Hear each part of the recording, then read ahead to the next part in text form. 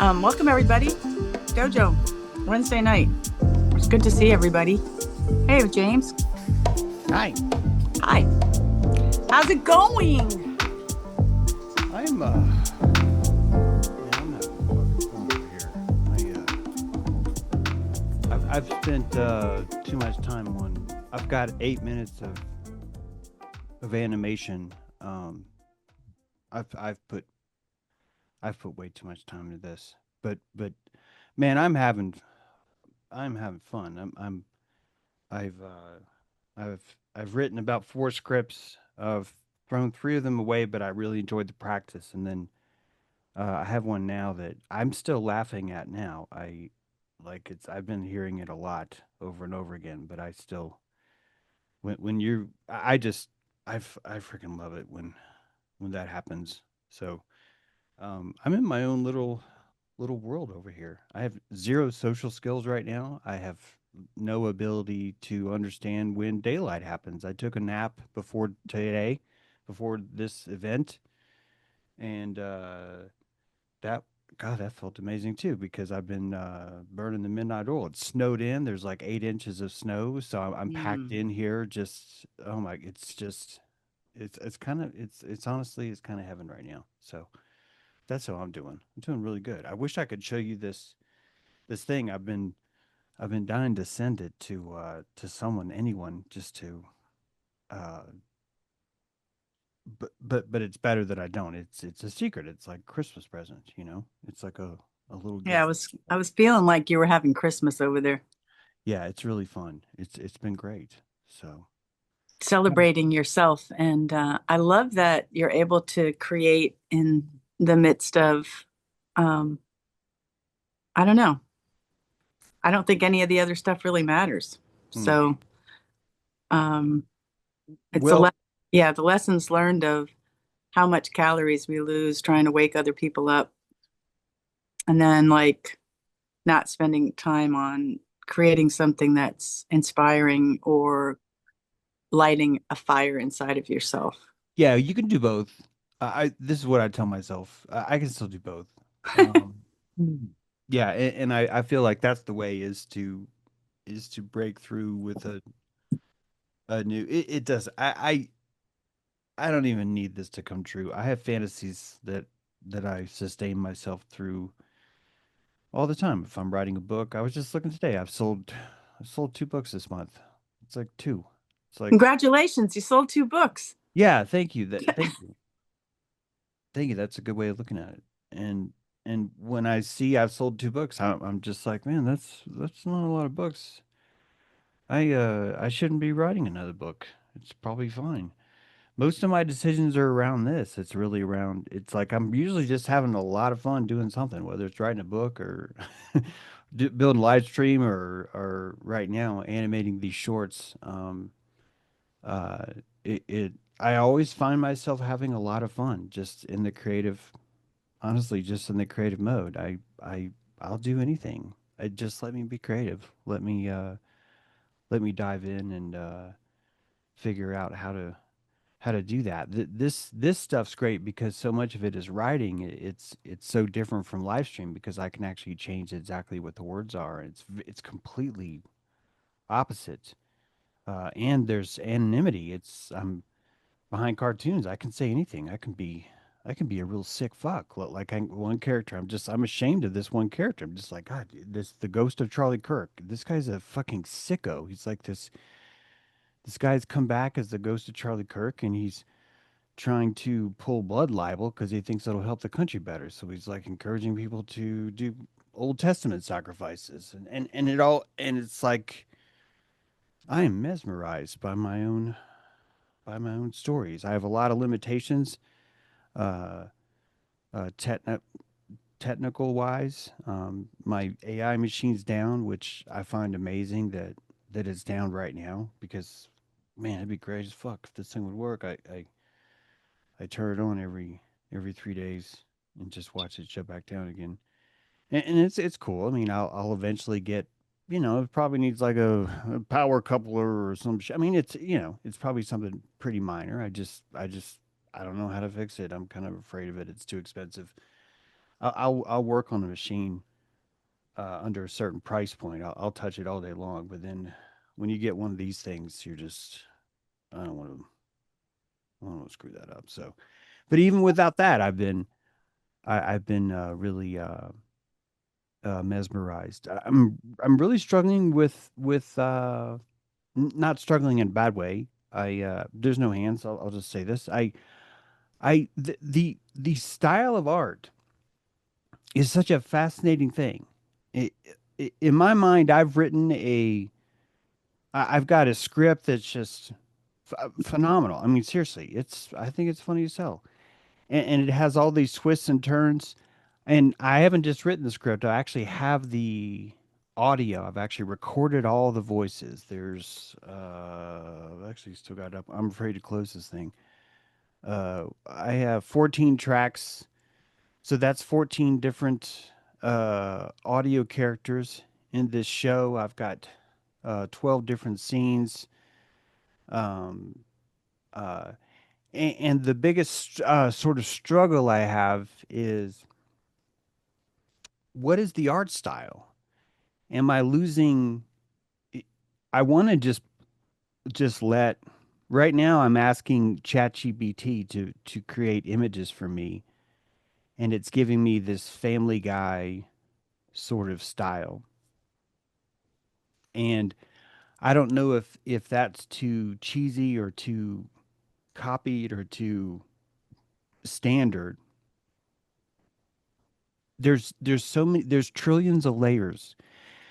This is even deeper than like filmmaking because in film you're taking pictures of stuff. I mean, you can wait for like golden hours, but basically it's like here's a pier, so we're gonna shoot this pier. But in cartoon land, you can like draw whatever the fuck you want, you know? Like I've got an underground homeless thing going on in this environment that's there, and it's one of my big scenes. And how do I get there? How does the mayor, this MAGA mayor, drive up and stuff? And it's there's no limit. It's just a matter of what can I put out in time, and is it funny? It's that's the problem. There's not a problem.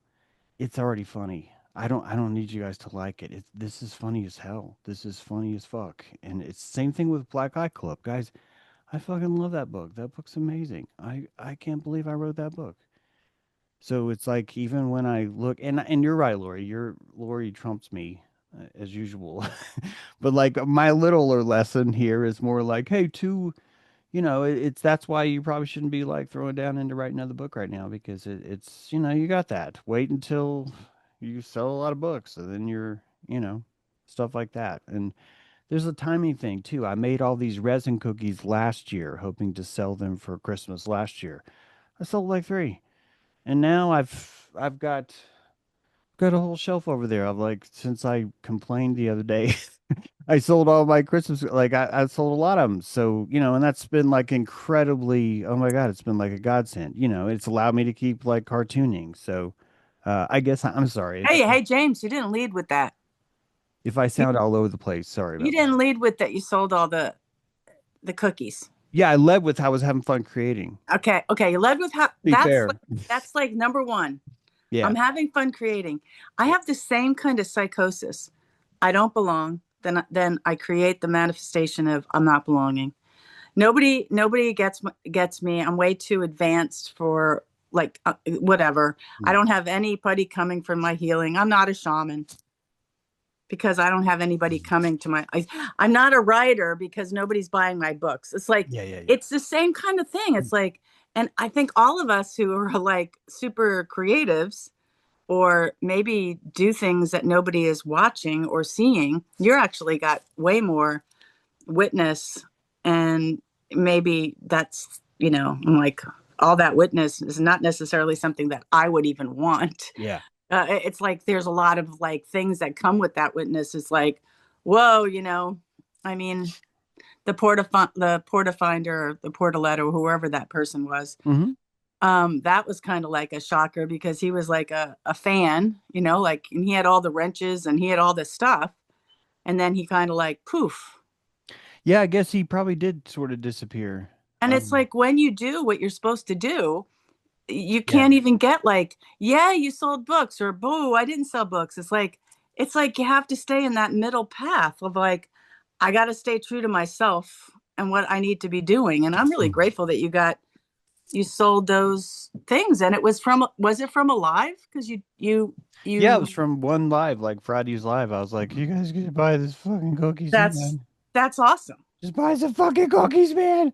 It's like a Girl Scout cookie. Yeah, it's great, and it still is. Like it's really, yeah. I feel blessed. Like I said, I've been having fun. That's the only issue that I think about. Well, the only reason why I check to see how many books that I've sold has nothing at all to do with my self worth. No. It has everything to do with how selfish can I be? Can I keep working? How much can I put into this cartoon, this 8-minute cartoon? Like how much, and is it gonna get flagged? Apparently, if you hang your toes in a cartoon, I don't know if you guys knew this or not. Hang your toes? If you droop your feet in a cartoon, Like if hang you 10 on if a you if board? you hang 10 with your toes, if you Hmm. have a character, let's just say, hypothetically, not that I would ever ask ChatGPT to draw this, even though first ChatGPT said, James, I'm not drawing Charlie Kirk with angel wings. I don't like where you're going with this. And I'm like, okay, can you draw this 1950s guy that's kind of tall? And ChatGPT's like, yeah, I guess I can draw that. And then it's like a drawing, and I was like, okay, can you make its toes hang down because it's flying? That's the only reason why. I was like, I don't want his toes hanging for any other reason than he's got wings and he's flying. And I think it's cute. If you were an angel, why would you keep your feet straight like you're standing on the ground and you're flying, right? You'd be an angel and you'd be You'd like, be like "Let me this. dangle my feet." You'd be Yeah. like flying like this. Yeah. So I Yeah. do that and it says community strike. And I'm like, oh man, come on. It's Charlie Kirk, right? And then it took me a while to figure it out. It finally told me, it was like, James, the issue is actually with the feet. I can't be dangling feet Why? because it makes it look like, and then He's I was dead? like, makes it look like what? It's like, well, Like an if I angel? told you that, I'd have to have you call 1-800 crisis line. Like it ran into problems even telling me what it meant. But basically, it's like, it looks like the person's hanging, that you're hanging with Oh, someone. And then I do what I do to ChatGPT. I was like, "Oh, so you're suggesting to me that I should go hang myself or someone else?" And it's like, "No, no, no, that's not what I'm saying." So, well, why did you bring this up? I don't understand why you're inserting this into the vernacular about this. It's like, well, no, no, I'm not bringing it up. You brought it. I was like, well, I didn't bring it up. I was just wanting an angel to fly. Jesus, ChatGPT, you're the one that's like. By the way, this is kind of a sick cartoon. I'm not gonna draw this. Don't worry. But like a noose. If you hung yourself, the noose and the halo, exact same thing. The noose and the the halo, noose the and the same halo. shape. The Yeah. same thing. So the cartoon would be that you would hang from the noose, then the noose would turn golden and rise above your head and would be the halo. I'm sick. I know. This is, but guys, this character, the Charlie Kirk, the ghost of Charlie Kirk, this character, he's really He's wise. he's a jerk. Yeah, yeah. He's the one that Well, started this idea of blood libel. Yeah, we're gonna put our sins into an immigrant fisherman, and all of our sins are gonna be washed away here. And so, yeah, well, it's turned into a great cartoon. there, um, I don't know how I get what I see. I don't go looking to find it, but I did see that they did sacrifice the red heifer. What? Yeah, they When? did. And they made it like it was a spoof. And like, no, we're just like practicing, and Whoa. but the ashes went out, and it's like the latest that I read, or like in my purview, was that Israel's doing like a PR campaign and getting all these religious right Christians over there to like glam them into Israel, and give them all they want all the influencers to give Israel a really good name. So, and they did sacrifice the red heifer. Mm. I saw footage of it. And then the guy's going around and he's like, it's the ashes of the red heifer has already cured people from like major diseases. Yeah, I bet. And Yeah. all like because that belief, like that lie in the belief and the belief, I was like, yeah, they're gonna probably try to do something major on that Temple Mount before the aliens show up. I think that they I'm reading this here now too. Yeah, some people are like, no, it hasn't happened, but like, yeah, it looks like, you could argue that this is maybe happening because of the Civil War there. Yeah. That it's And then almost like dude, we got to, because that's one of those rituals where the longer you don't pull it off, but you say you're going to, the more yep, power it has. yep. You And they know, already had like five perfect cows. by Perfect. what? I'm sorry, I cleared my throat. What was that? They already had like five perfect ones that they examined these red heifers for any white hair or it's like get Yeah. disqualified, but they've already like five like they sent all these cows over from the US. I guess they raised them, I don't really know how the whole thing goes, but this is what I heard. And it was pretty reputable source that there's a rabbi that all his job is to kill the red heifer. Mm-hmm. So he couldn't touch his feet on the ground for his whole life. He has been above the ground because he couldn't touch death. Mm-hmm. So he could not walk on the earth. And so they got that, and I think he was a 20-year-old, rabbi or whatever you want to call it. I don't Yeah. know what it is. Yeah, that makes sense. And they said they didn't do it. They said it was a practice. And then it was like, the other person said, like, no, it's been done. So I don't know what the Mhm. truth is. It's just like because you never know what the truth is, but it's weirder than. And I think that Charlie Kirk thing kind of was like, let's look over here when we're doing this, Mhm. you know. So it's just an interesting time on the Yeah. planet. Yeah, it is a very interesting time. It's things are And if anyone has topics, because it is like up for anyone to mhm. raise their hand and bring up a topic because it's like so much fun to talk and have, all of us like witness Right. you. I just want to say that it's good to see everybody tonight. Yeah, so I'm kind of like in that kind of like, I don't know what's true and what's not true, but it just feels like they wouldn't have made it really public if they were going to do it anyway. Yeah.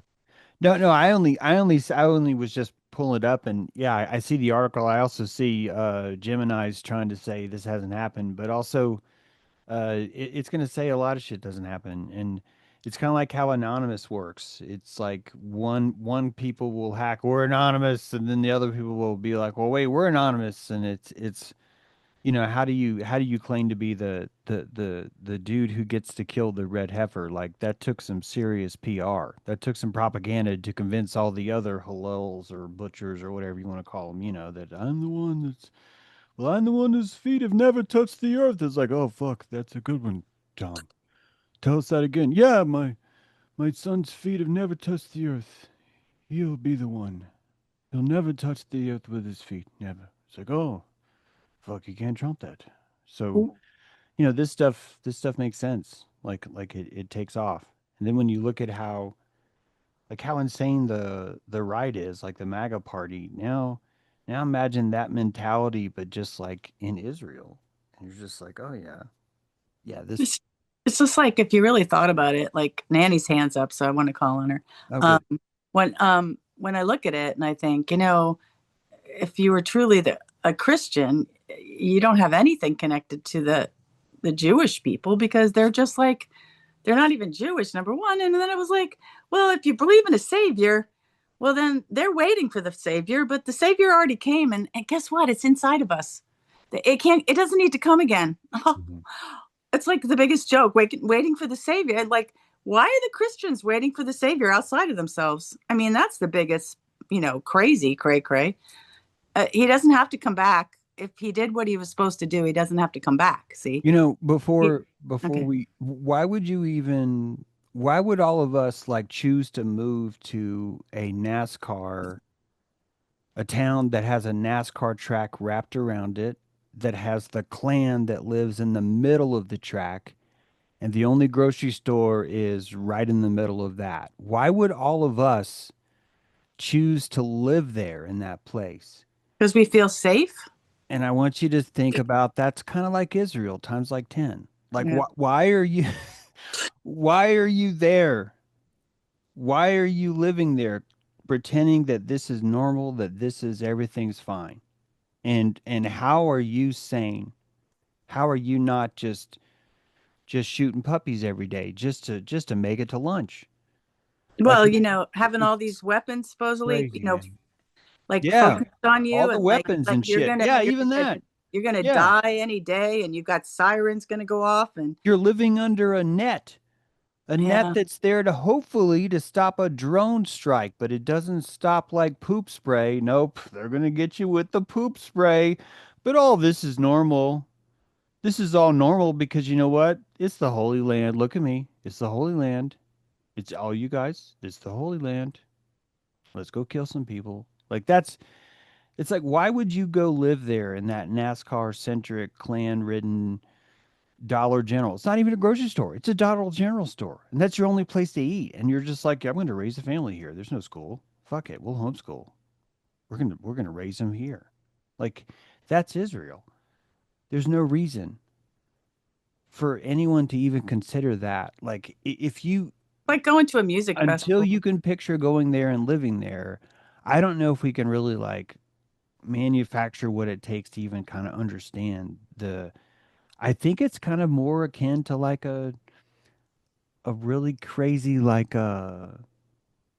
there's nothing like it here. It's sort of like Vegas, but it's also like the projects combined somehow. It's like the rich projects. How does that work? It doesn't. These are different people. That's all I'm saying. Well, what you got, Annie? It's good to see you. So good to see you. Good to see you too and hear you. Hi, you guys. Boy. Missed you. Um, Speaking of sirens and things like that, I have this weird routine habit of listening to the scanner, but I found a feature where you can listen back and it takes out all the empty spaces in between. So you get a distilled version of that 30 minutes. It might just be a couple of minutes, or it might be the full 30 minutes full of whatever's happening. And it's police and fire. So I'm hearing a lot of injury. It's kind of like looking at the weather. You can see there's a bunch of falls, or over here there's a bunch of accidents, or there's a bunch of crazy, not crazy, but people pounding on windows, walking down the street, waving and yelling, different things like that. And I guess I'm lucky enough to still live in a town where the police will respond to everything pretty much. And they're on it, and they take care of things, and they go and they care, and they don't just, it's not so overwhelming that they can't, as it might be in some of the bigger cities. And if I wanted to, I could listen to Chicago too. I mean, you can go to Wow. any place in the world on these scanner apps. It's pretty amazing. Wow. Um, but Cool. the weird thing that I like to do is find the um, the humor in the situation, even though I understand that it's always a tragedy when you're calling 911, right? It's never a good thing. But the people the people, excuse me, who have to work there, the dispatchers, I enjoy listening to their different personalities, and how you can almost tell by their tones of voices. You can hear this undercurrent of what they're feeling at that time. It's hard to explain, but you get to know the nuances of the tone when things are talked about, or a call is made. But there's also aspects that go into the weird, like oracle kind of thing, like when there's something happens on Diamond Street, for example, and it has to do with a domestic disturbance, and I immediately picture a diamond ring and a wedding ring, and a thing that went wrong, and it's almost a joke but kind of dark. And then just things like that I can't, I should write them down, but there's a lot of ones that are just ridiculously right on. funny in a way, but it's like another weird way of seeing what's happening, and like what's the horoscope for the weird things that are happening in the streets. And one night you can listen back. I could listen back to 3 a.m. when I was sleeping, so I go back and somebody dropped thousands of screws in the middle of the street, and the police were furiously trying to sweep all these screws up, and there's tire shops here, there, and everywhere sprinkled around, and I'm wondering, which one dropped the screws, or maybe it was an accident. But I don't know. I've heard of things like that. Mm. But anyway, those are just some of my thoughts today. That's Well, such a An that's like, interesting way to think about like how personality expresses itself too, like how different towns and villages have these different outbursts of communications, like screw you guys, and just all the feelings everyone has. Like towns have feelings too, and the scanner is kind of like their voice, isn't it? It's like yeah, this is like the voice of Phoenix, or the voice of Appalachian Falls, or Banner Elk, or whatever. Sounds great. I'd like to listen to these sometime. This sounds really cool, especially because there's no video. I think it makes you tap in more to the human nature of the voice, what people are saying, how they're saying it, what they're not saying, etc. How professional Radio. they are, things like that. Yeah. Hello, it's like radio. it's like reality radio. Yeah, yeah, Yeah. totally. Well, And it's then really mine's 50 radio, and that's the name of the app. I think it's free, but you have to navigate some ads, but it's Mm, it's really interesting, go anywhere, check it out. Go to China if they're already there's not feeds everywhere, of course. They don't allow it, but where there are is yeah. interesting. And in foreign languages, you can sit there and fall asleep listening to people talking Russian if you want. I don't know. There's also old broadcasts and radio, every kind of music, and there's old Art Bell, which is always fun to go check out and see what's playing on Art Bell from the past. yeah, Yeah, So there's I nothing recommend more. it. I can't think of anything more organic than that. My God, there's a mycelium developing, and you can tap into a culture you've never been to and hear what they're saying, and they and can then hear you. God, you it's could amazing. use it as an art project. Exactly, Lori. And Yeah. then I was thinking like you could do like a timeline on like full moons. What happens on the full moons? Like Yeah. where's the Mhm, busiest part of town, and like mhm. what kind of weirdness happens? Is there like more screw drops at certain times? And it's like you could do Yeah. like a whole like crime scene with Yeah. like like string going over, and I don't know. Yeah, even the psychology of that, of like think how much how powerful that person must have felt when if it was malicious, because it could be. I mean, I'm just saying it could be some dude's like, hey, here's a 50-gallon bucket of screws. I'm gonna not put the back up on my truck and go around this corner. I mean, that's possible. But also, you could see how someone's like, man, I don't feel like I'm making an impact in the world. People aren't seeing me. I don't feel heard. Yeah, like if there's a repeat 911 calls, like for Yeah. attention. Yeah, yeah. And So I'm gonna and- drop all these screws in the road, yeah. and that's gonna people are gonna see me now. See, I think that happens a lot more than we think. This is vandalism 101, but like, and I'm not even mean like tagging a train or tagging a building is uh an interesting form of art, because it's considered vandalism too. It's a fascinating way it moves, but it's kind of like it's if you think about that, the scanner is you're hearing voices that are kind of forced, even though you're not supposed to do this. Like you're not supposed to drop a bag of screws and this guy's got arrested. So this is what you're hearing on the scanner is what we don't like. The same way the graffiti you're going to see is going to be a lot of, hey, please don't paint this. So it's like all the places that are graffitied are also the voice is almost like the negative of our image, the opposite side of our face, the opposite side of that mold, because it's what we resist, it's what we're saying no to that ends up getting all the attention, is what I'm saying. Well, it's interesting. In my little report from my little tiny town is the nativity scene wasn't up. No one knows why the nativity scene was being delayed, putting in the location it was supposed to be put in. I have two bayous that cross this town. It's pretty special. There's two counties that cross in here too. And there's a vortex, at right where the two bridges meet. But baby Jesus got stolen last year. Mm. And there was no cameras to find out who stole the baby Jesus. So the controversy, I guess, was I don't think we should put it on that side of town, on the other side of town. Oh, okay. Okay, so the side of town I live on is, you can't talk about sides of town. You have to use code for sides of town. And, it's crazy when you think about it. I live in the South. And so there's just, there's discrimination, but you can't say anything. And so there's these secret codes. So all of a sudden, the nativity scene shows up in the fanciest house in town, right in their front yard. And baby Jesus, I don't know if they bought another one, but he's in there already. Mm. They took care of it.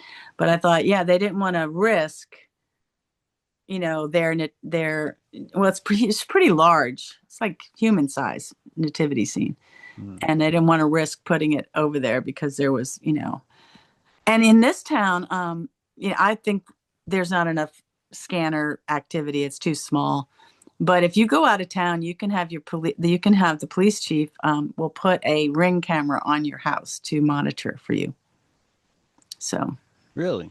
yeah, you tell them that you're going out of town, and they'll actually come by your house and check on it regularly, or put a ring camera up. Mm. Yeah, not a bad thing. Living in a small town, all your neighbors know what's going on. That's kind of interesting, both end.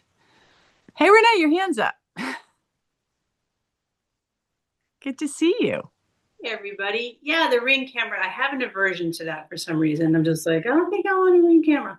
But I was actually wanted to talk about what you posted on Patreon today about the that new way to look at with the six fingers and that was just fascinating. How did you come to that discovery, Laura? Yeah. There's this woman, her name is Kat Carroll, and all the connections. I think, Nancy, you might know Kat Carroll from ISIS in the Bible. There's a guy named Claudio, and I think, Nancy, you were part of that group. Maybe that's how I found it. But he's done all this research that everything is on the Egyptian walls.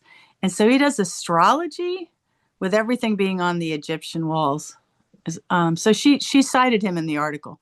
I just took some of the stuff that she had kind of taken out, and that six finger and the counting of the 12. I just was like, it just kind of dawned on me that there's that missing link of where, like James had said, where's that six fingered thing? And when I went to Chaco Canyon, I think there was a figured thing there, and they had all the artifacts taken out. There was no artifacts at Chaco Canyon. And I asked the ranger about it, and he was like, he was like kind of acted weird when I asked him. So I kind of found a petroglyph that almost looked like fingers. And I really do believe that was the case. So she did that research with that guy named Claudio, and Claudio actually can do he can find things in the Egyptian walls that it's like it holds all time, past and future. It's just really interesting. And then he does these charts on when people die, and he'll do their chart, and there's Hygeia is always here, and Mary is always here, and how they messed with the clock, and how all the time's different. And he's pretty amazing. So anyhow, that's where I got it from her. I got it from her, from that channel. And I don't know if Nancy remembers. Were you part of that, Nancy? Hi everybody. Yes, it's Yes. I, you to me. Yeah.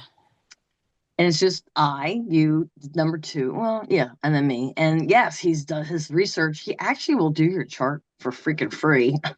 He's a Unity minister. Or you donate. Like, yeah. He lives in Canada.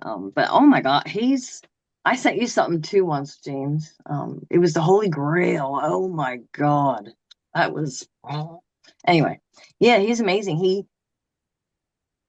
It's like we all have a piece of something. That's what I feel like, we all have a piece of Yeah. what's coming back, what's waking up, or what we're remembering, or however you want to put And it. and Cat Carroll's on his he's a Unity minister and he just does this for free. So there's a YouTube thing you can join, and like that, like we do here on Dojo. He just, people come in and talk, but I found his research really like pretty fascinating and pretty right on. So anyone that ever thinks that there isn't a date when you're supposed to be born or when you're going to leave, I don't have a fear of death after watching that. It was just so every single time he would take a famous person or look at this. Oh, look, there's Hygeia and this is it. And da, da, da, da. And like, yeah, it's time to go.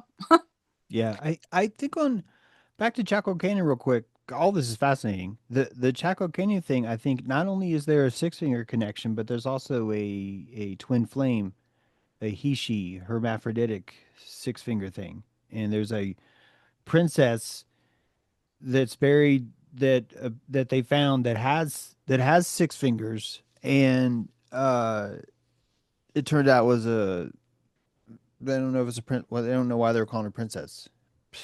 Well, and it's pointing to this interesting thing that the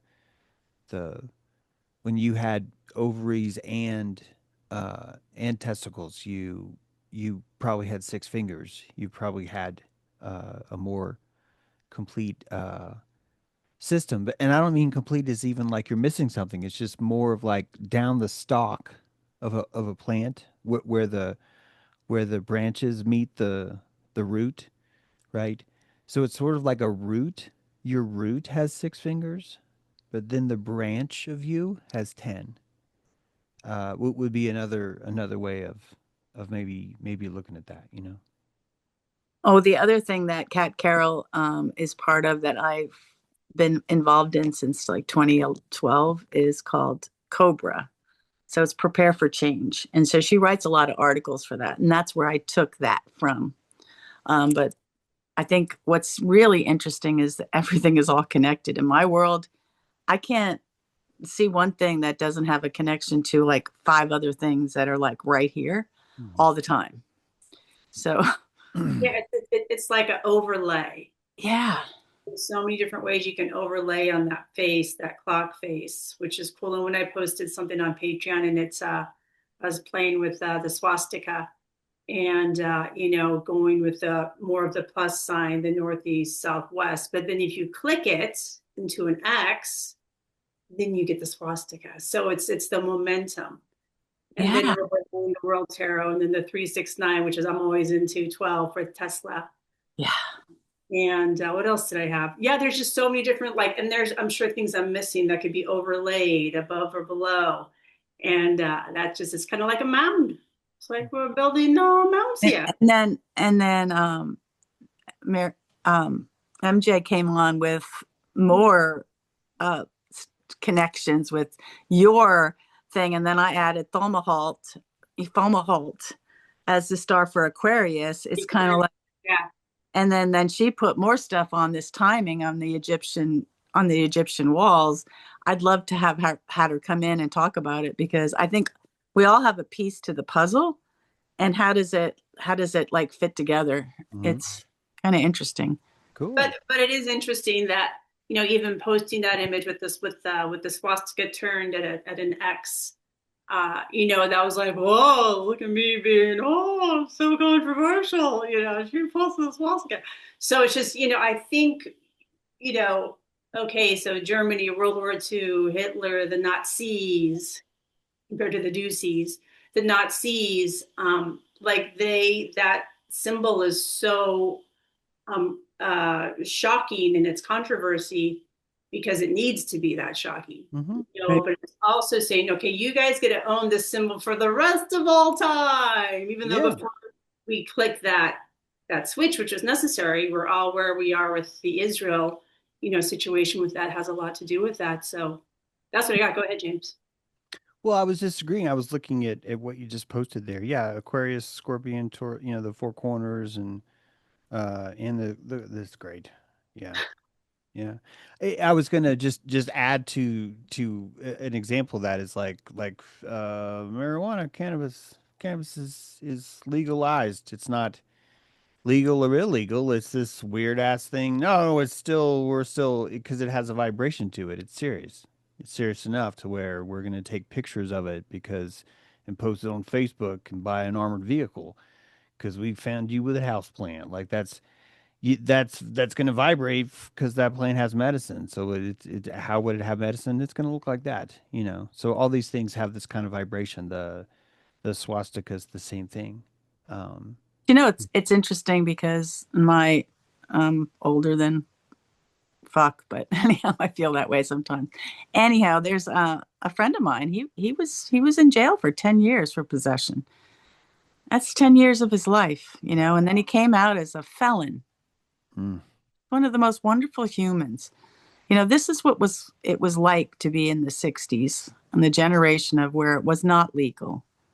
And, you know, getting caught with it was just really not a good thing. And yeah. now we're in this other epoch and how fast that shifted. And some of us, I still live in a state where it's illegal. I mean, my bank that I bank with, I love the reason I bank with this bank is because the president was trying to get medical so that you know the first step is medical, the next step is legalization. I was out in California and I was like when it wasn't and then when it was and they were like free the plant,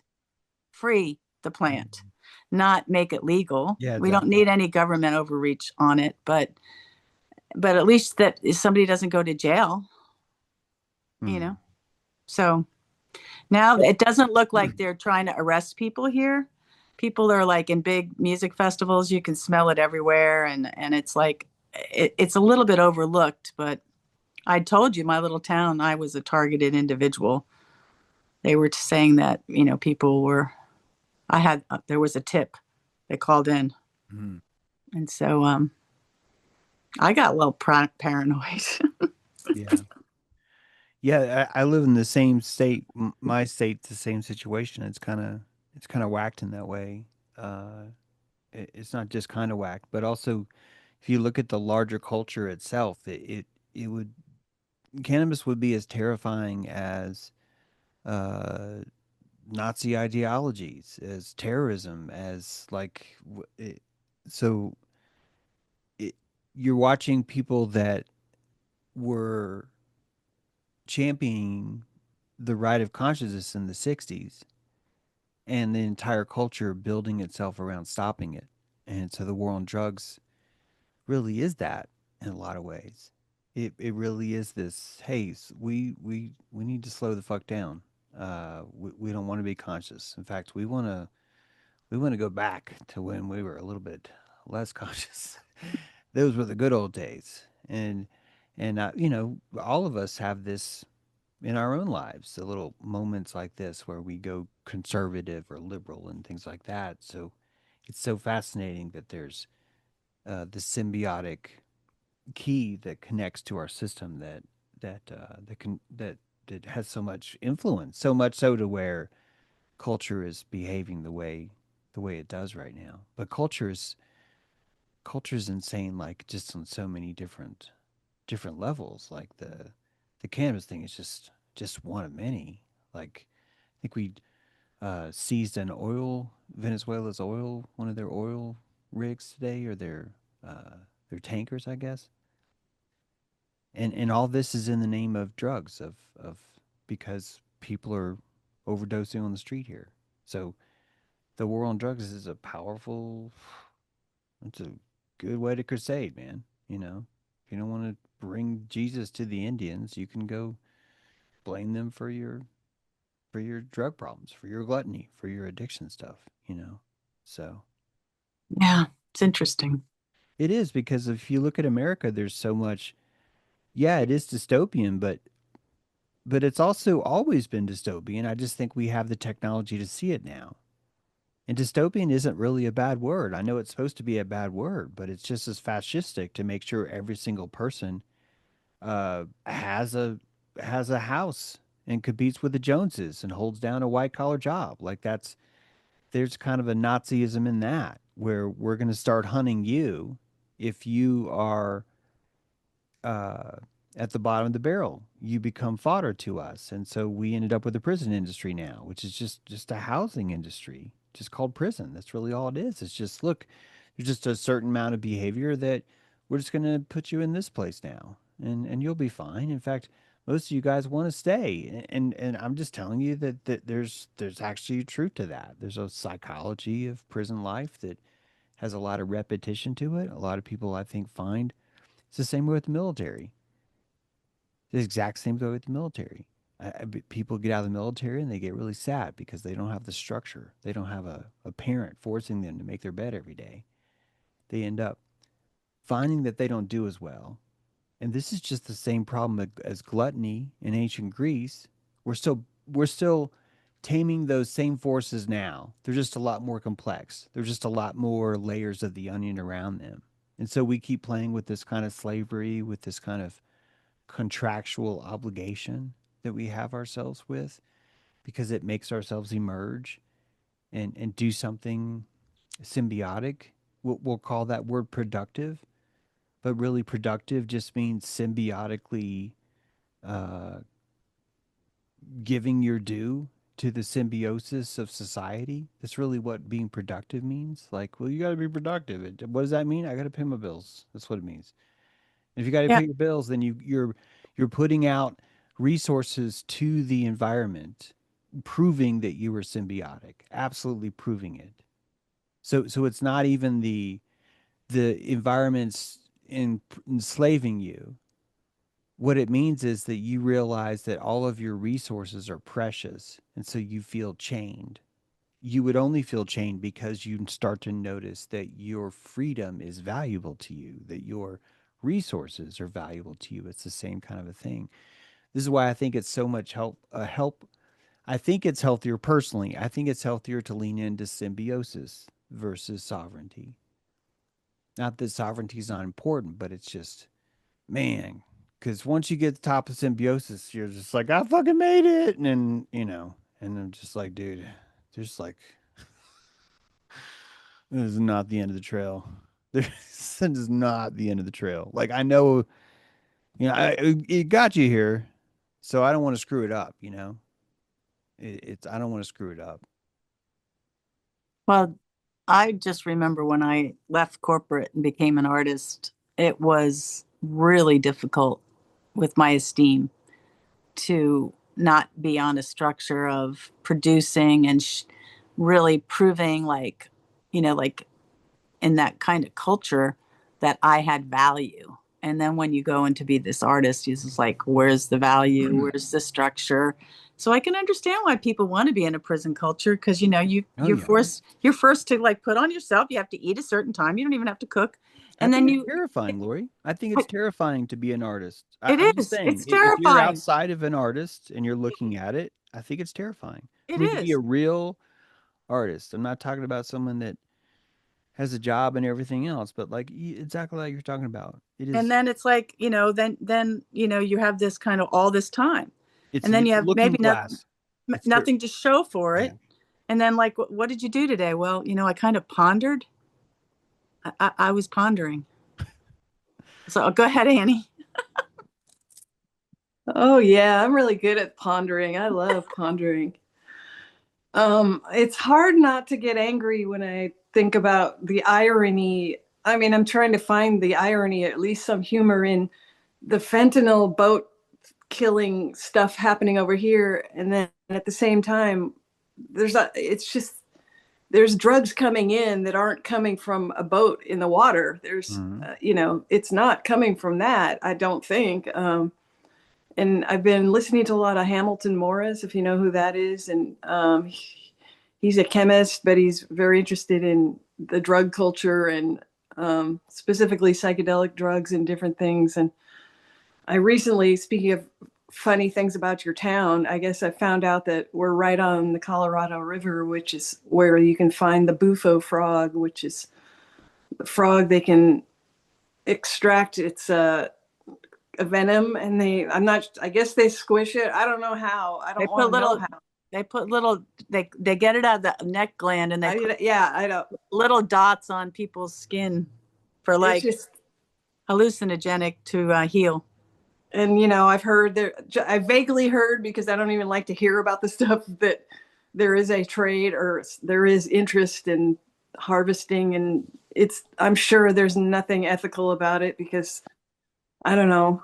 We're kind of like right here, we're kind of half Mexican and half white, and there's a mix of just older people who retired here and kind of like white crackers, crackers putting on the Ritz down by the river, or whatever.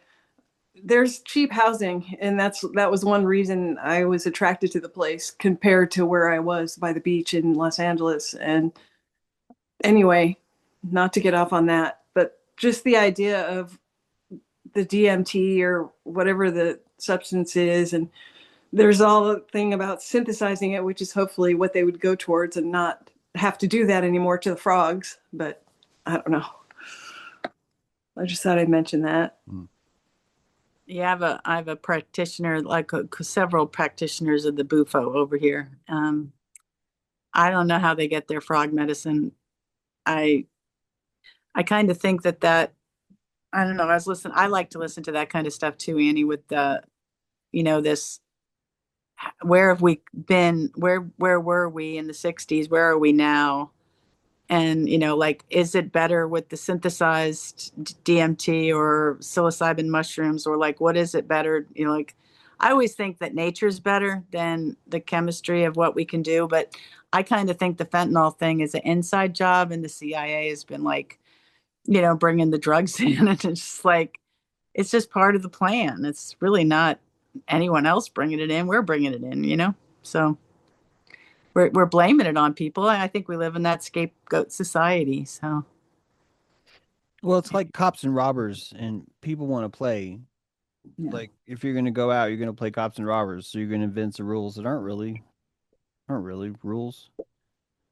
But that way you can start to play. And then people want to play cops, they want to play robbers. And everyone else gets to vote because they're sort of watching cops and robbers. And so, your taxes sort of create this game out of nothing. And then you end up chasing house plants. And you end up declaring certain things illegal, but other things not illegal. It's a really weird world. I look at DUI, and I'm just still flabbergasted by how we have this drinking culture and then DUIs, and then we're supposedly really upset by them.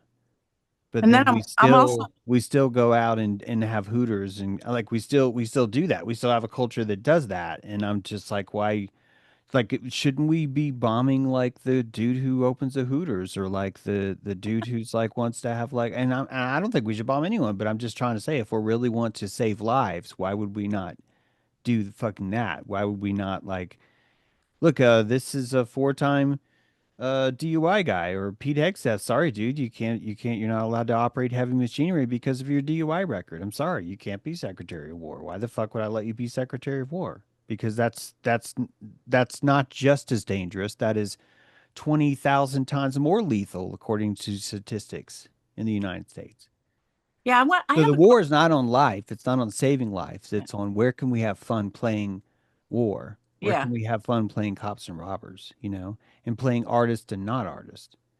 Because I have a it's oh, all imagination. Go ahead. Sorry. I have a question about this, because the states that are legal, I watch people drive, high, but it doesn't seem to affect their driving. Like, but are people getting arrested and like tested for under the influence of the house plant?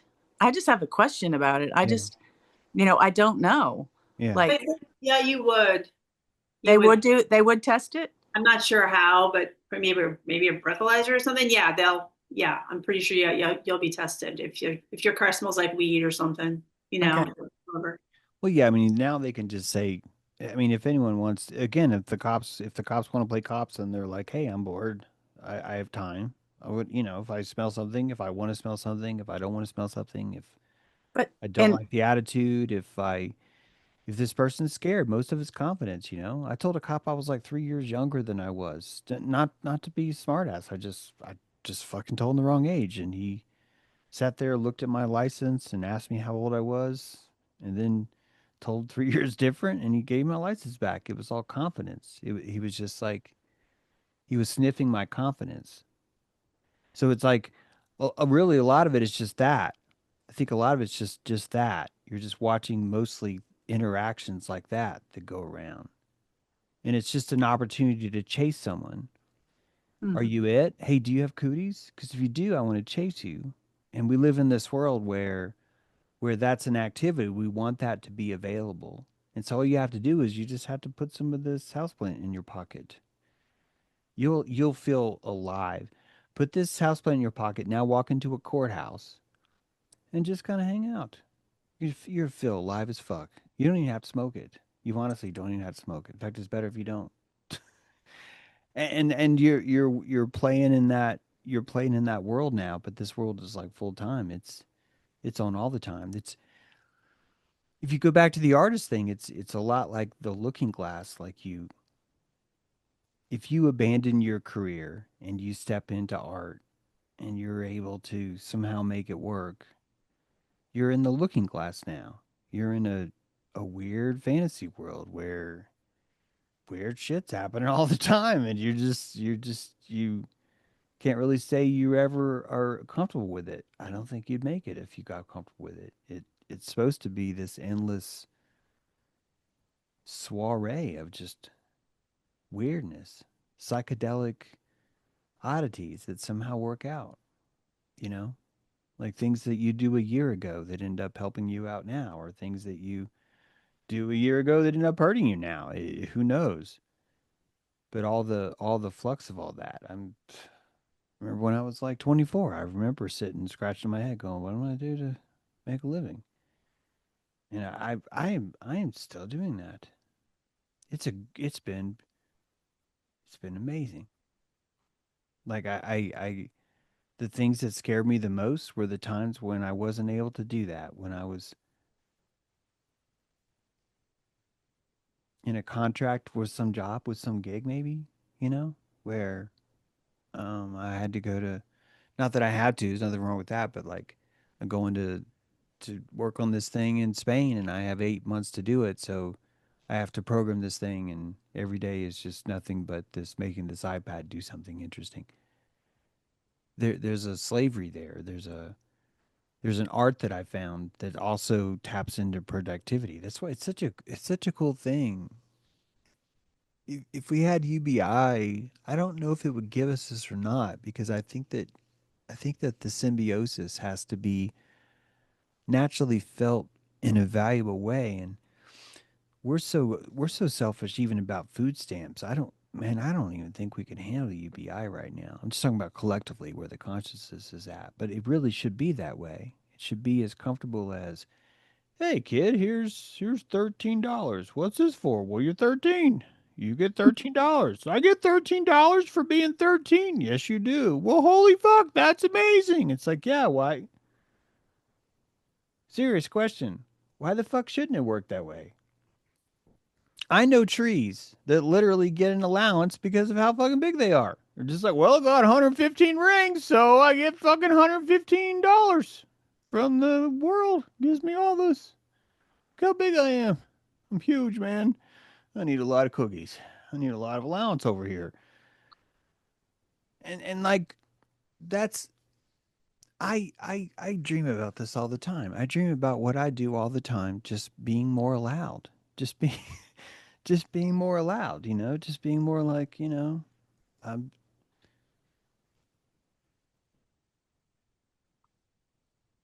508 people have seen my video on Cash Patel. So like let's just say this video I'm doing now is probably going to take me like 14 days. That's if I finish. That's if I'm lucky. That's if I'm lucky. 14 days. And if I get 500 people to view it, that is not sustainable. There's nothing sustainable about that at all. That is like not a good idea, James. You cannot do that a lot. You can do that maybe 3 times. Like you can't keep doing that. And that affects my life more than anything else.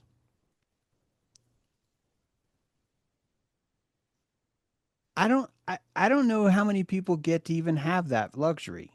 Like what I'm talking about. Even that luxury of knowing, well, I can only do this so many, like that's a luxury of having that many calories that you still want to pour something into a book that that's probably not going to get read that much. But just when I was working on this book in just in May, it was hurting. It was hurting so much. This book was hurting. It was like two months of just grueling, just fuck. And we have the luxury of living in a world where I can still produce it. Doesn't have to have a a profit and loss statement up front, you know? Like that stuff doesn't have to be done first. That's a huge luxury.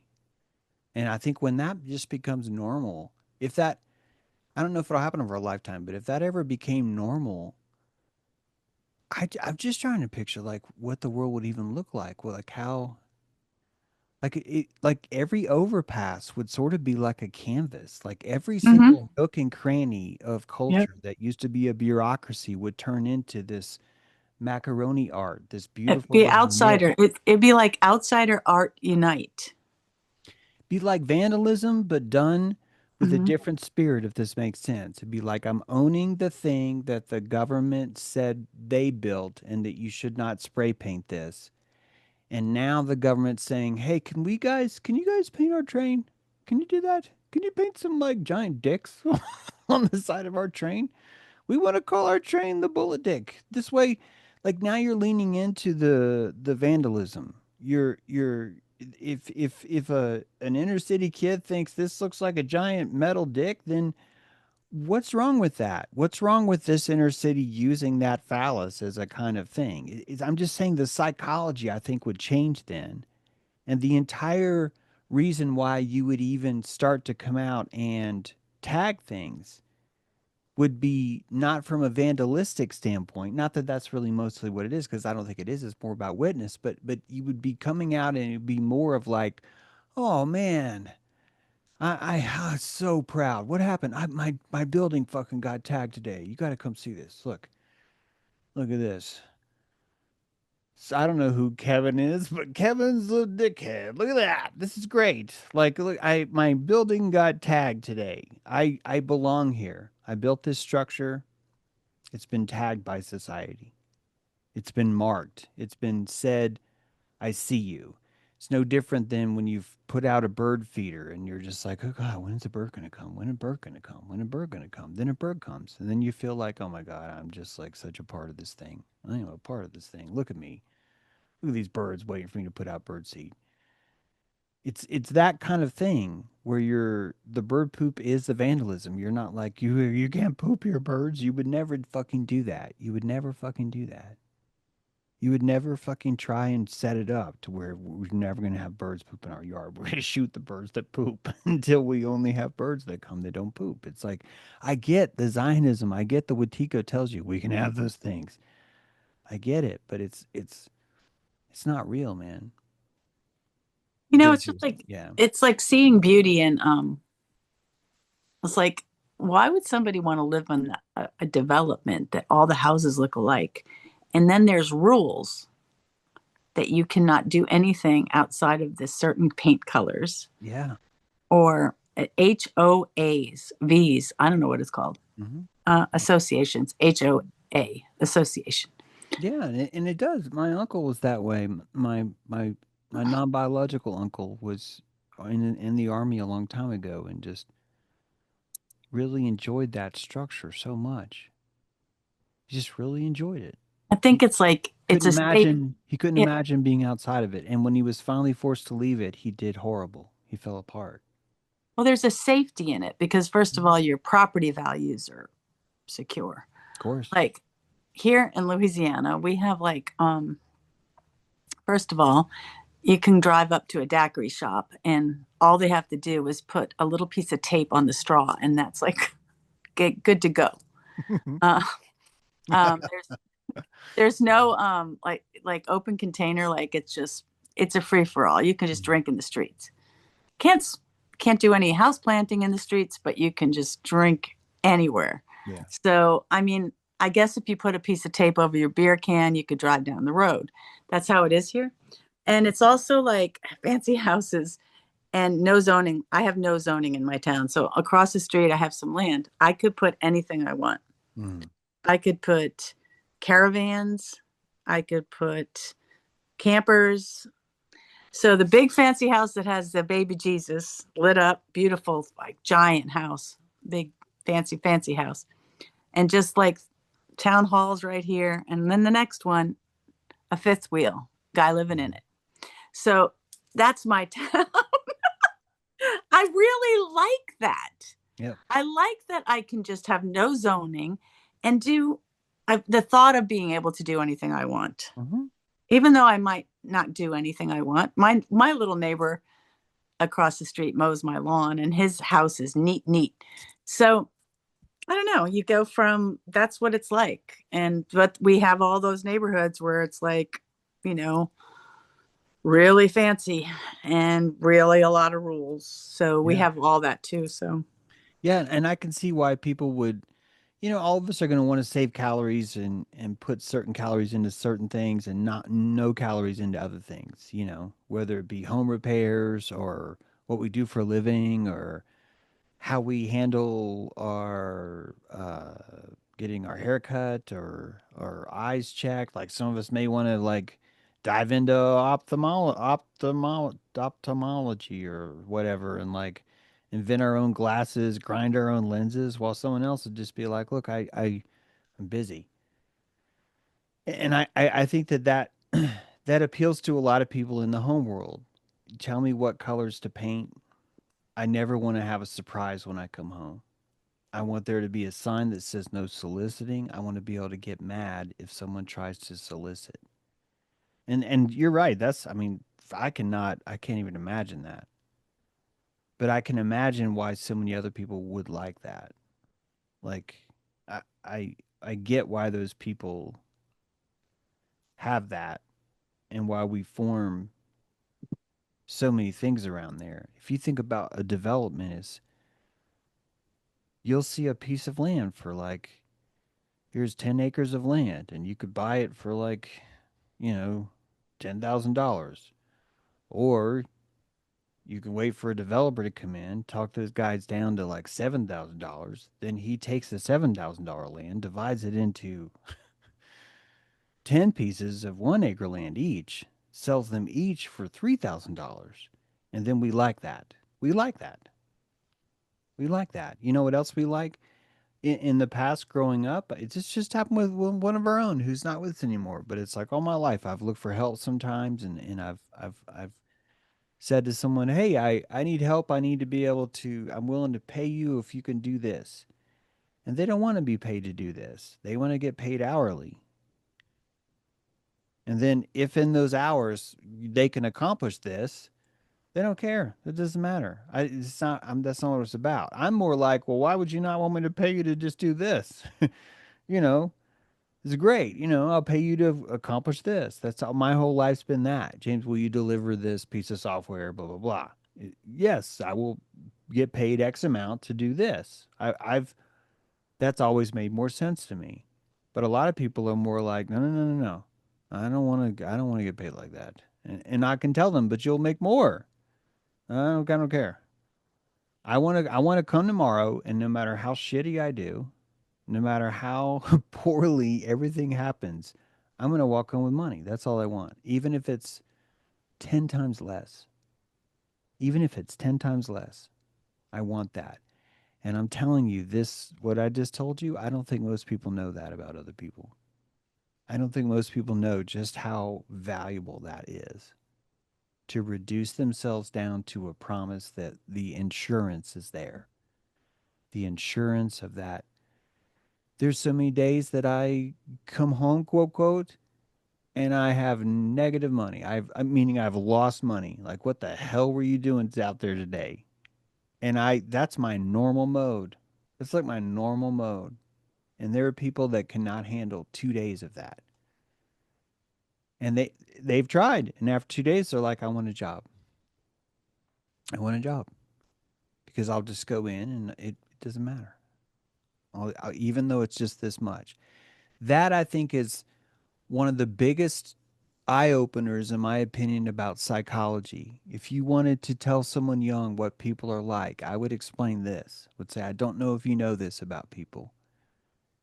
Show them the advantage they would have by, hey, why don't we all, hey guys, why don't we buy that piece of land? Why don't we turn that piece of land into 1 acre plots each? And everyone around you is looking at you like you're insane. Are you fucking crazy? I would never. Are you crazy? I don't do that. Would never do that. That's dumb. And they'll be the first person to buy that 1 acre lot. When the developer puts it in, they'll be the first one. Be the first one. And until you understand that, I don't think you understand how psychology grows, how the mind forms, how the onion layers build, how much calories it takes to even be able to expend something to say, I'm going to write a book or I'm going to paint this or I'm going to do this or whatever. The creative process is just nothing but splurge spending, isn't it? It's just Yeah. nothing but just let it fucking ride. I'm in Vegas. Fuck it. Why not? Put it all on black. Put it all on black. But do it again. Do it again. Do it again. And that really is what the creative spirit is, isn't it? You're gambling with the time you have, thinking that you can leverage for something that will change your life in just a few hours. Who would not want to live this way every day? And the answer is most people. Most people. The And I was answer thinking is about most like people. my corporate job. I had this job where I had to be there for when I needed to be there. And I was not hourly, I was salary. So Yeah. I get a really big salary for just being an expert. And that meant I had to do things like in their timing. I had to travel over wherever, whenever it was. I had to do these kind of things. But when it wasn't busy, I could do whatever I want. And then I wanted to work 4 days a week. And then I had to do 10-hour days. And then I was like, I put myself on some trap of showing up, I'm hourly, blah, blah. I'm putting in my time when I never had that before. Mm-hmm. And now it's just like, I don't even know if it's as much the artist, getting to create whatever I want. I'm more of a consciousness as my art. And so therefore, sometimes I have nothing to even show for my whatever Mm-hmm. time. Time is like consciousness, or the great work is this work. Is it going to have a payoff? I don't even know if it's going to even have a payoff. It has a big payoff, but it's not anything that you could even tell anybody about Yeah. to show I did this video. I got this many watches. Mm-hmm. And so it's like I put it out into the ether. I walk around in the town and I affect the town and my residents, whoever I'm like with, but no proof of concept of life. And I'm like that. I don't know how many people have the strength to do nothing Mm-hmm. except that. Yeah.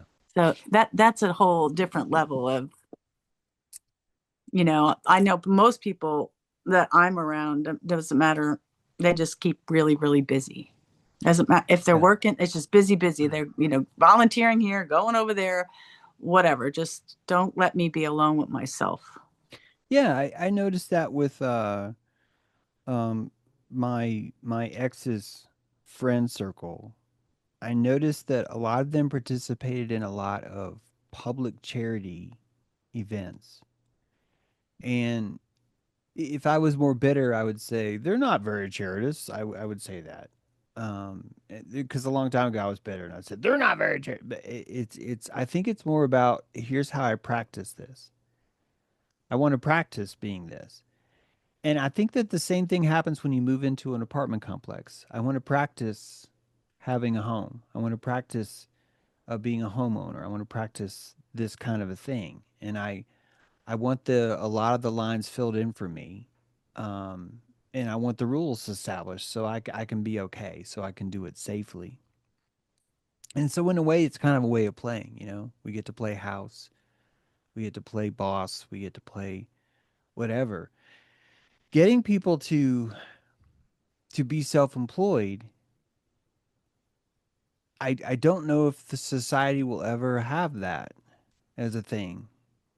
And I think that artists will always be one of the biggest threats to society precisely because we would be the most volatile and the most dangerous to the people that really just need to get up and do something. We present a threat to that because this is I think why there's such a force to make artists produce inside the it's because if we don't do that, you're going to convince us to stop producing too. You're going to convince us to do that.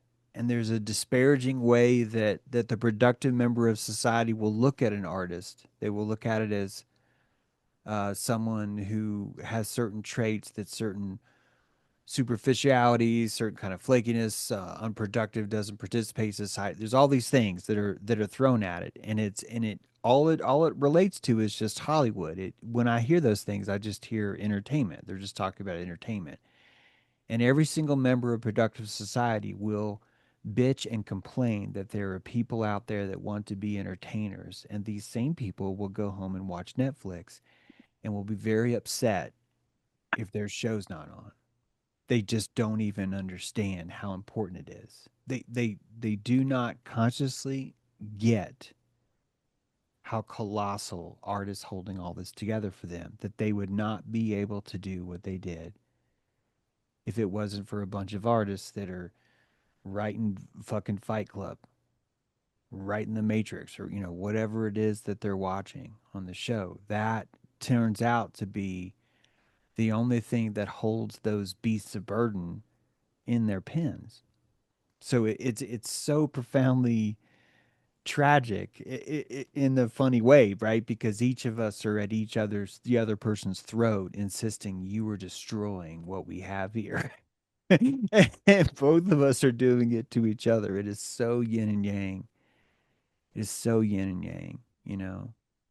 And it takes so much, I think, to be either side, to be quite frank. I more praise the being the artist, but I would think being the productionist would be just as threatening. You'd be the Jonesy, you'd be the Jones, you'd be the HOA, you'd be the Republican, you'd be the square, the most squarest of squares. That would be uh the same kind of disparagements happening from the I other kind side. of I kind of got to sit with them at a group table, and I got to listen to two guys that were builders talking about their projects.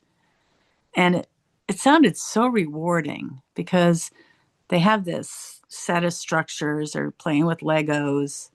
There's all these things, the details of building and how much the cost for how much they're going to make, and they have to do all this stuff. And it's almost like I was listening to it's like the level of like meditation and focus to create this thing. So they were making this whole like big deal about this woman, and she was having all this, and she wanted this kind of house, a sealed house, and blah blah blah. And I'm listening, and I was like, I was so enjoying people that had that level of, it's a creative job, but it's extremely like, it's a very project oriented job. Yeah.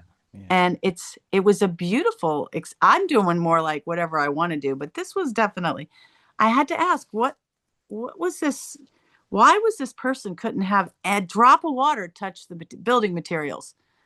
Why could the house have to be this? And so it was like, because the person has like a life threatening mold allergy. And I thought, wow.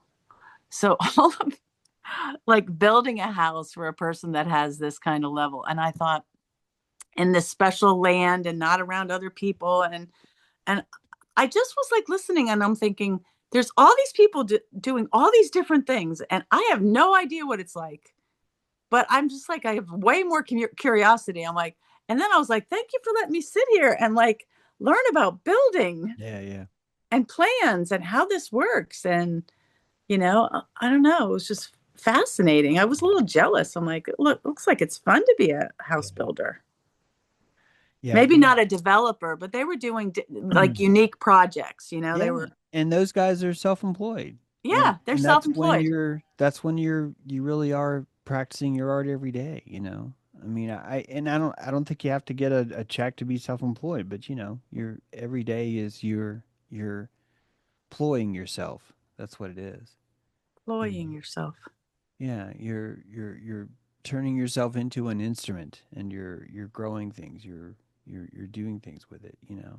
And yeah, It's pollinating. it's So it makes me think of like how we have all these strings in us, all these, and how is how we're being played, and we play with each other. And I could really relate to you, Lori. I'm finding my artistry or my artist is in everything, but a lot in the energy stuff, the Mhm. stuff that I do. And when I think back, I mean, like I transformed a ultrasound place where I worked. It was like the backstabbing and the immaturity was like so ridiculous. I was like, fuck this shit. And on the way to work, I'd have like 30 minutes. I'd put this music on and I'd be singing and filling the place within my mind with just this energy of love and just have some maturity and helping each other. And so I was late in getting into Babylon, I guess. But yeah, I wasn't. It was just what I did this time, I guess. But I'll tell you, we really are powerful because somebody creating this thing that they have to have all this stuff from their house because of a mold. I mean, that's like powerful shit. mm, Powerful person. Whoa. But anyway, thank you for saying what you said and for what everybody says because I can relate to everybody as usual. Thank you. But just how, I mean, I'm actually in a place where I'm just like going around like, and part of me wants to twirl, so I'll do a couple twirls. And I'm like, oh my God, I just did a couple twirls. It's just like I'm a little kid again, and it's so much fun. And then I got some of the adult stuff going on too, but that's actually becoming more fun too, because it's like exploration, observation, no judgment. Let's just play. And yeah, anyway. Thank you guys. You all are just so amazing. mm. Thank you, Nancy. Likewise. Likewise, indeed. Yeah. Yeah, we have some minutes left. Somebody wants to chime in and not just have James and me talking. Well, I I want to say, uh, I think it's a real special privilege to have like something that you feel so moved by, even though well, maybe only 500 people are going to view it, or maybe like that's really special. You're obsessed with something, and you don't really care if anyone's obsessed with it or not. This is really forging new territory, and it's the ultimate luxury. It's the ultimate sign of spending it on that place. And you know, Can I just share that yeah, within 6 months, there were three women that were just they were just who they were, very low hertz. They were gone. They got other jobs. We didn't play. Lori and I didn't play because we went together. And that was when, oh, we're not downsizing, we're right sizing. It was 2011, 12, and all this. Anyway, it was just really cool. Like, wow, did I do that? Did I get? And I'm like, oh, I think and it all of a sudden, like, people were putting like positive things on the wall, and it was like this transformed place. And yeah, I think we can really do more than we we're growing our belief in ourselves, and yeah, and that's been challenging. But anyway, it's working. Thank you, Nancy. Cameron, your hand was up. Go ahead. Oh, I've been thinking of this little couple of lines from some old poem, and then you mentioned pollination, and the lines were the God made bees, and bees make honey, and God made man, and man makes money, and it makes me think about when you guys were speaking of symbiosis earlier. I think of symbiosis to what to the system that we do go punch a clock in because speaking for myself, even though I came from just two generations ago, my family kept chickens in the backyard and stuff. I'm almost completely detached from the land. Like I need the grocery store like an astronaut needs like food from from Earth. Like I don't. And we keep a garden and eat some tomatoes and stuff, but it's not enough to sustain myself, and we need that money. And also, uh, like just to kind of touch on, I guess like what's been speaking to me tonight. Uh, that punching in the clock and these this that lifestyle. It's been like 8 hours where you can't abrogate your own will, like where you can punch the clock and you don't have to employ yourself with anything gainful because someone's doing that for you. Yeah. Or 40, or more than 40 hours if you're so inclined, which is the way for a lot of us, uh, or has been over the years. I I hate, and I don't want to misread and to box James in with the way, but I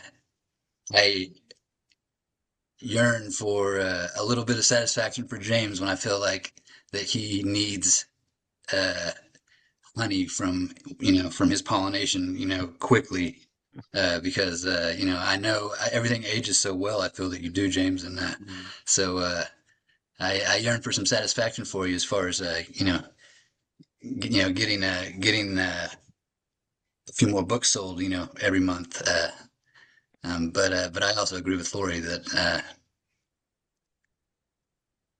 congratulations, you sold two books this month, and Yeah. it's Yeah. And I haven't, if I really, this doesn't suck, but this is, shows you where my addiction truly is. I don't spend time selling my books. I don't, I don't do that. I'm not fascinated. I don't wake up going, how do I sell more books? I don't. I wake up and I go, how do I write more books? That's all I do, right? It's all I'm doing is just how do I create more? It's never how do I get what you know what I mean? So Yeah. No.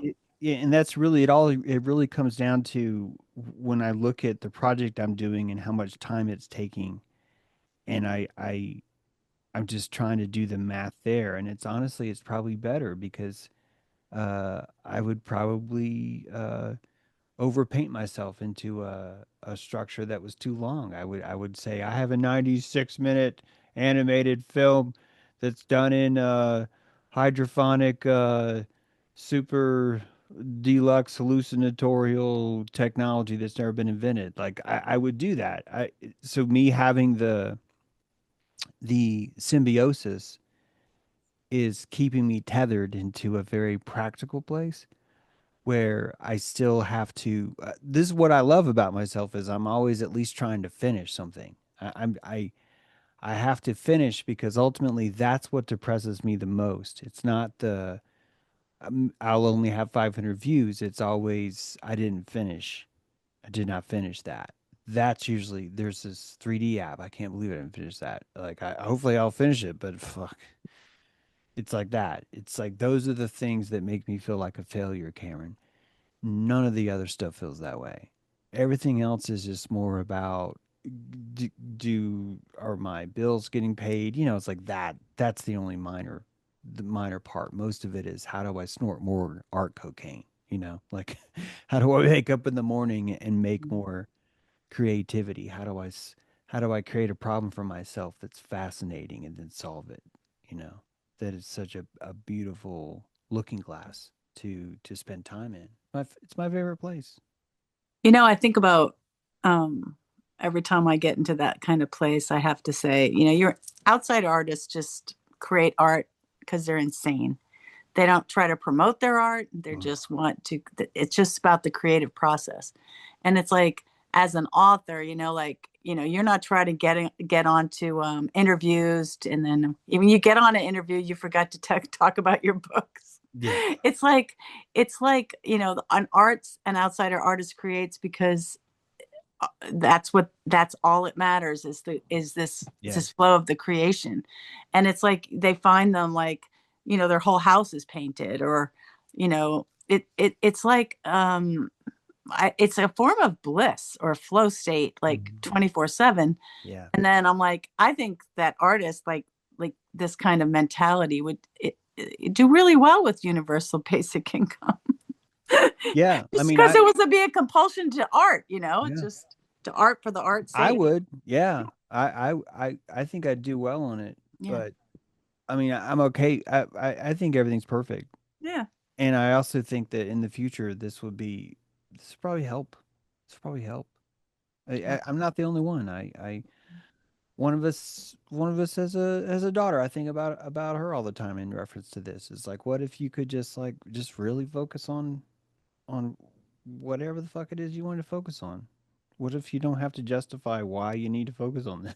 Exactly. You Yeah. know, what if it's like, this is what I want to focus on because this is what I want to focus on? And ultimately, if you're going to go to get a doctorate, that's what you're going to do anyway. Well, I measured the horsehair density of ancient cultures in the Mid East from 17th century until 18th century and nothing else. Well, how is that more productive than, you know, uh, Yeah. whatever else, all the other stuff. So yeah, yeah, it's a beautiful world, and It is. more of this is being made. Artists are more normal than non-normal now. I think Yeah. it's probably safe to say. So that's a great sign. That's super duper Well, I think we're at our ending point. It's cool. been a wonderful dojo. Would everyone like to say goodbye? Maybe. Great to see everybody. Good to see everybody. Thanks for Bye. hosting. Thank Bye. you. everyone. Bye. Live Have a with good Carmen rest of your tomorrow. week. Love you guys. Let you guys know what time. Yeah, good to see everybody. Yeah. We're all doing great. Thanks, Laura. Thanks, everybody. Bye. Thank you, Laura. Love.